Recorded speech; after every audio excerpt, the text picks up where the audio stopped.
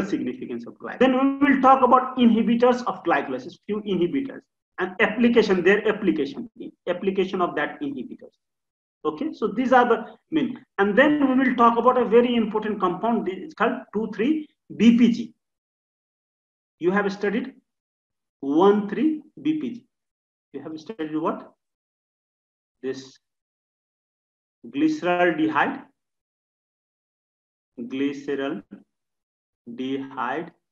3-phosphate will convert into, this is sixth step, the only oxidative step, into 1,3-bisphosphoglycerate. We have done 3. But the same way we have seen for PFK2, here also there is a bypass reaction.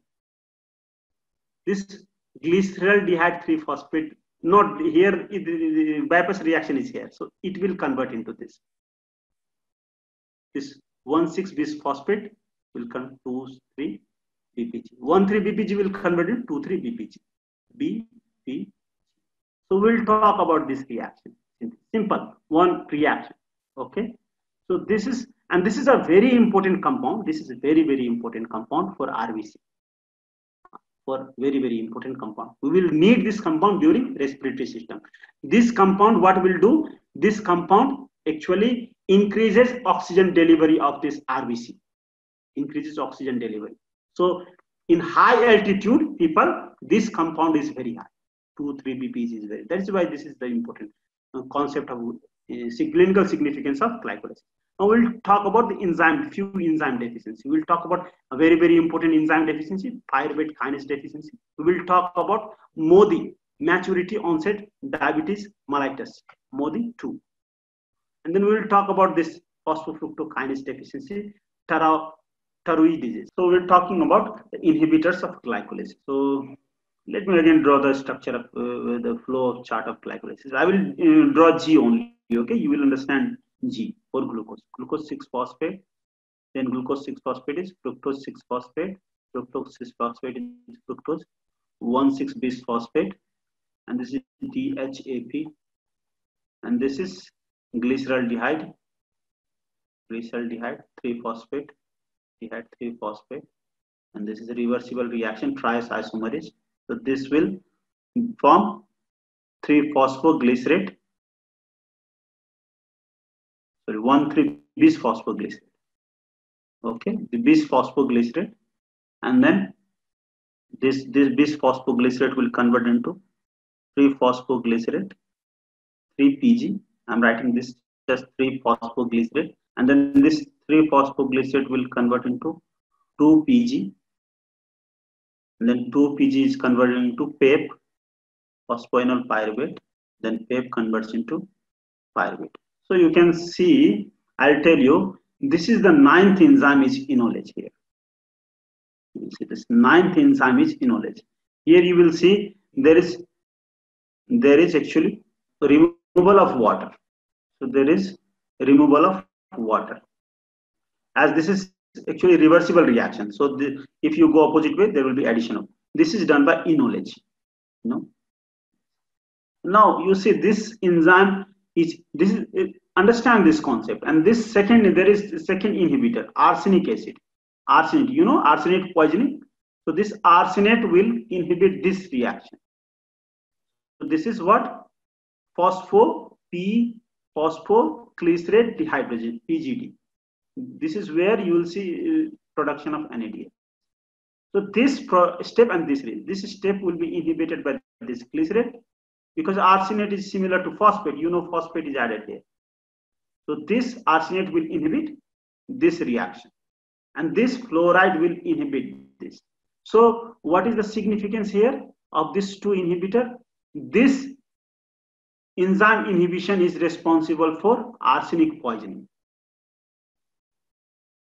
Arsenic poisoning. One of the inhibitor is this. So one inhibits this enzyme. Phosphoglycerate dehydrogenase is one of the main important enzymes. So only one enzyme that will cause oxidation. So arsenate will inhibit this.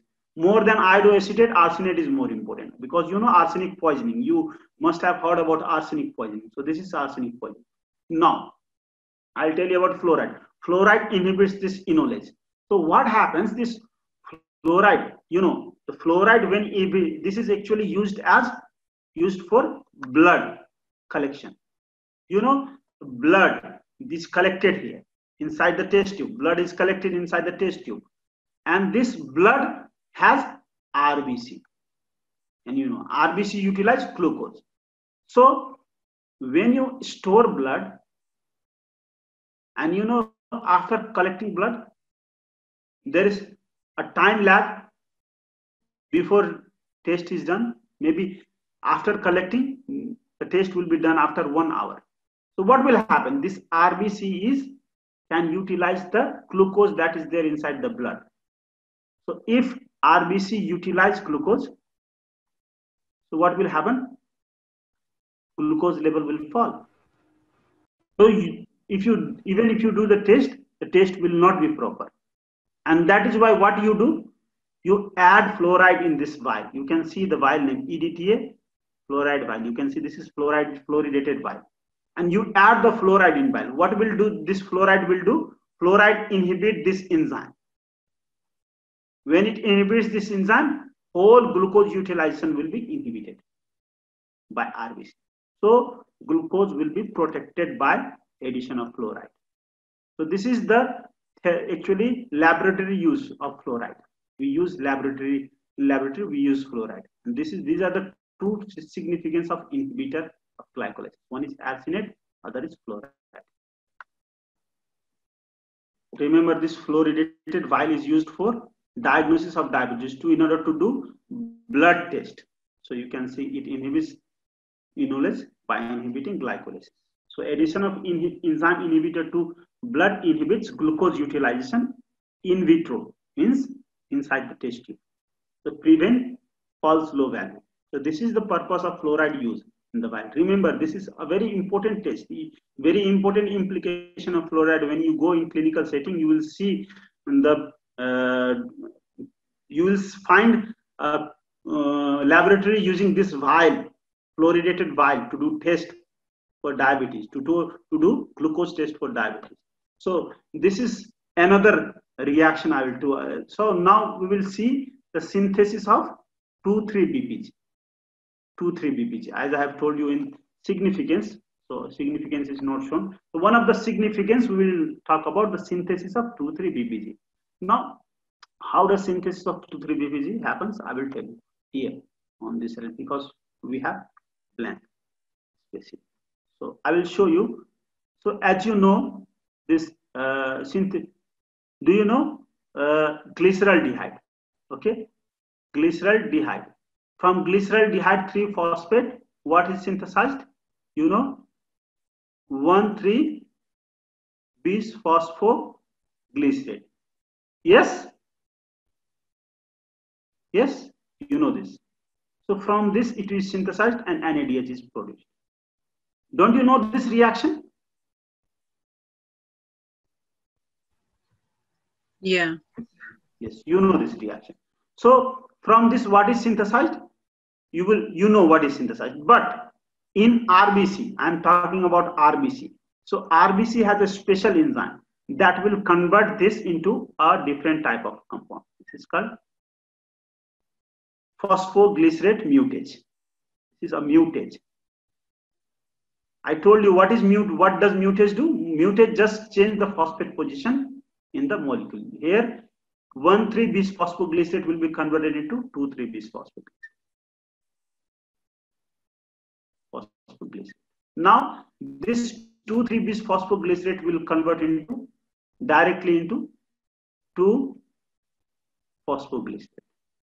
So in between you can see, and this through glycolysis, what happens? 1,3 will become 3-PG and 3 will become. Here you see there is production of ATP. There will be production of ATP from ADP. By which enzyme? PGK. There will be production of ATP from which enzyme? PGK. Now, if this has to synthesize. If 2,3-BPG has to synthesize, if 2,3-BPG has to synthesize here, so do you see when RBC has to synthesize this 2,3-BPG, the RBC escape, miss this opportunity to form 2 ATP. Actually, 1 ATP from each glyceraldehyde, 2 ATP from glucose. This RBC misses one opportunity to synthesize ATP. So see, this is the pathway, and that is where this RBC misses the opportunity. Then what is the next step for synthesis of ATP? Next step will be last step, phosphoenol pyruvate, to when it converts into pyruvate. So here is the next ATP synthesized. Here is the next. Now you can see this is done by pyruvate kinase. So here you can see this is synthesized here. This pyruvate kinase is ATP is also synthesized. Now RBC generally many of the reaction actually a bunch of glucose actually bypasses this reaction. So for RBC, don't you think this step becomes, because RBC depends on glycolysis, because RBC does not have mitochondria. That is why RBC source of energy is glycolysis, and in that glycolysis also this RBC is missing an opportunity to synthesize ATP from this step. So what will happen? This step becomes very crucial for RBC. This step becomes very crucial for RBC for production of ATP, for production and maintenance of ATP. This step becomes very important, and that is why when this step, this enzyme is missing, then what will happen? There will be, in whole RBC, there will be lack of ATP. And this is there will be lack of ATP. And this is the pathogenesis of this pyruvate kinase deficiency. Did you get that? Yeah. Okay. Now I'll repeat it again. You can see here. So in that process, I am telling you the synthesis of this 2,3-BPG. This is a very important molecule. We will require this 2,3-BPG during respiratory system. So this is a very important molecule that actually, this molecule enables delivery of oxygen. So it actually oxygen delivery, it actually increases oxygen delivery at tissue from the hemoglobin. So you can see here the same thing, 1,3-BPG, 2,3-BPG is synthesized. And in that process, this RBC misses an opportunity to synthesize it. So, and that is why if RBC misses this opportunity for synthesis of 1 ATP, right? 1 ATP is not synthesized. Next important reaction becomes this from PEP to pyruvate is the important reaction for synthesis of ATP. Now what will happen in the case where pyruvate kinase is deficient? So pyruvate kinase is deficient, ATP deficiency will happen, you know. So you can now understand what happens in pyruvate, because in RBC, this PGK step is bypassed. Phosphoglycerate kinase, this step is bypassed for synthesis of 2,3-BPG. Okay, pyruvate kinase step becomes crucial for ATP production and integrity of RBC, because you know any cell, even if you see this RBC cell, this is RBC is like dumbbell cell. There is concave at the center in order to increase surface area. You can see this has a membrane channel. This membrane channel is called sodium potassium ATPase.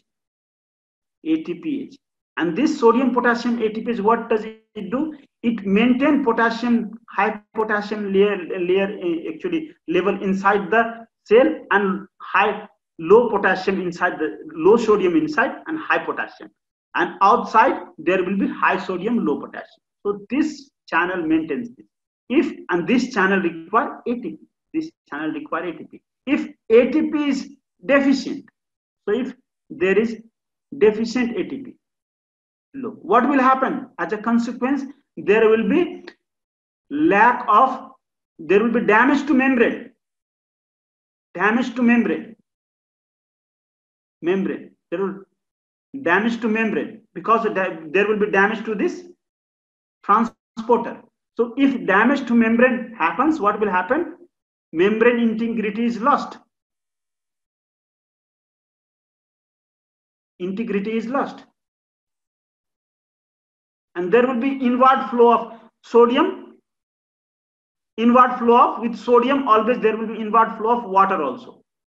So because of this, RBC will be swollen, and RBC will ultimately will be swollen.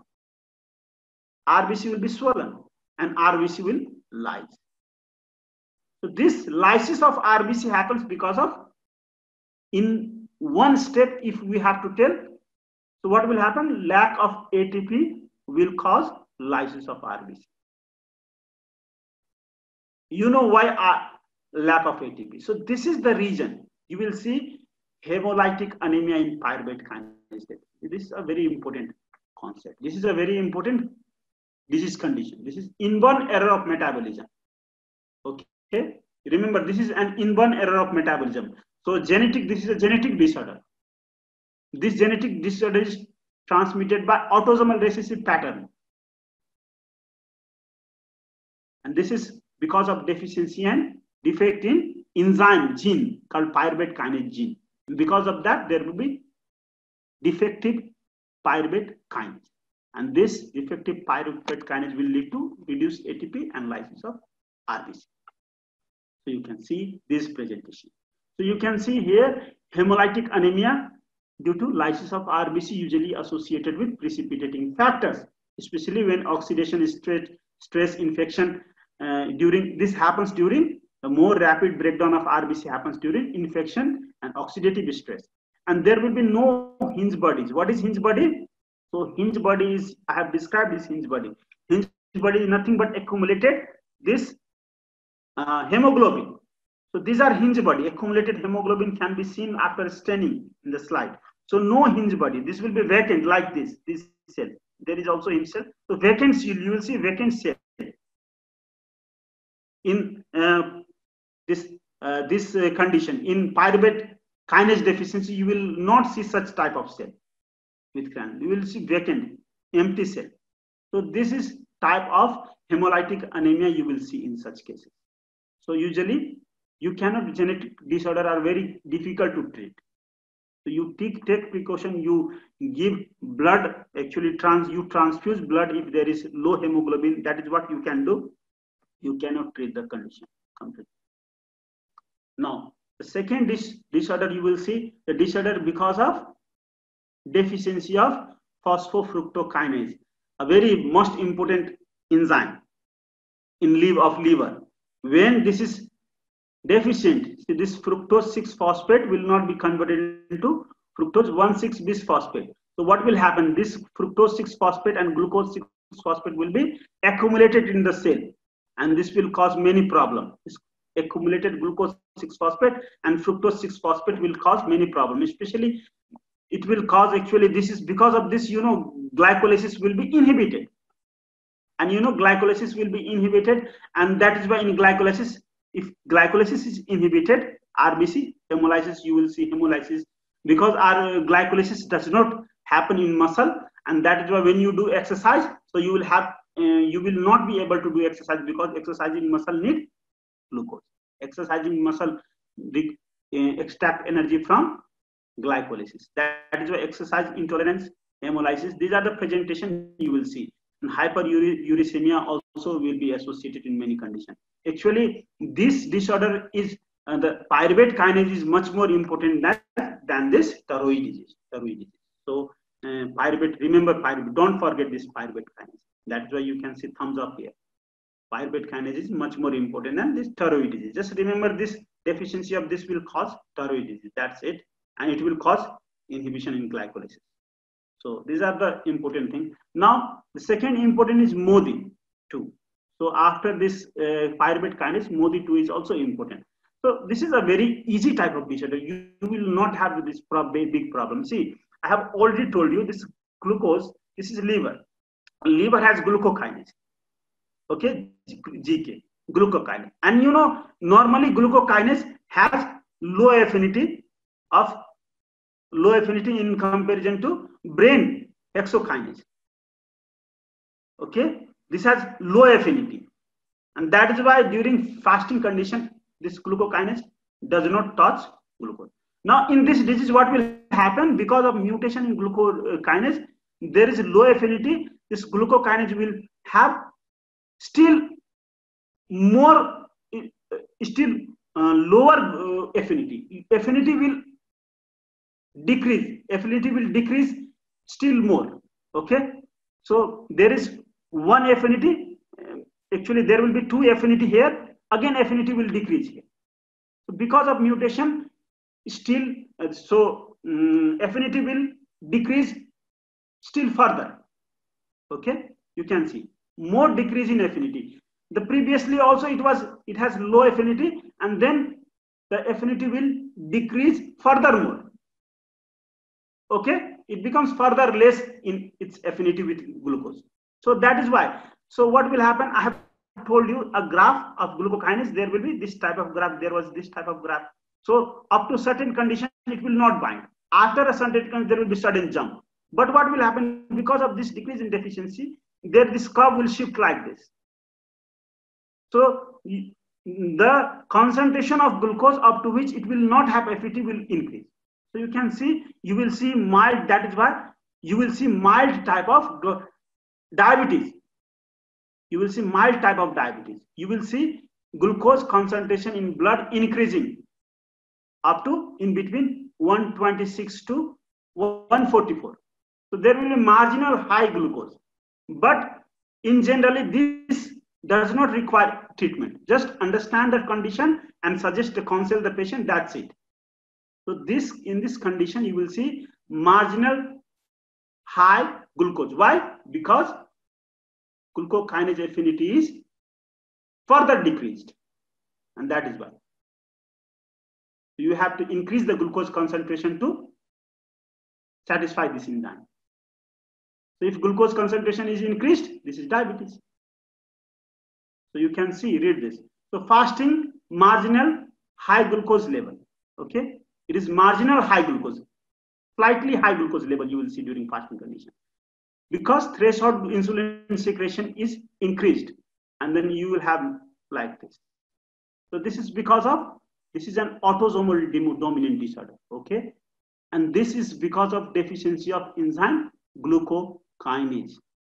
You can see glucokinase, loss of function, mutation of glucokinase, marginal diabetes, marginal hyperglycemia, and what may require only treatment during pregnancy, not in other condition. Treatment is not required in other condition. It may require during pregnancy. So this is the significance of this. You need to diagnose this condition. After you diagnose, you can suggest the patient. Then suggestion is the treatment. Actually, counseling is the treatment for this condition. And sometimes when the patient is female, and suggest her to take precaution during, actually, when she is pregnant. And this is one of the tests, that the test you do during in diabetes. This is called glycated hemoglobin. When glucose level is high, hemoglobin,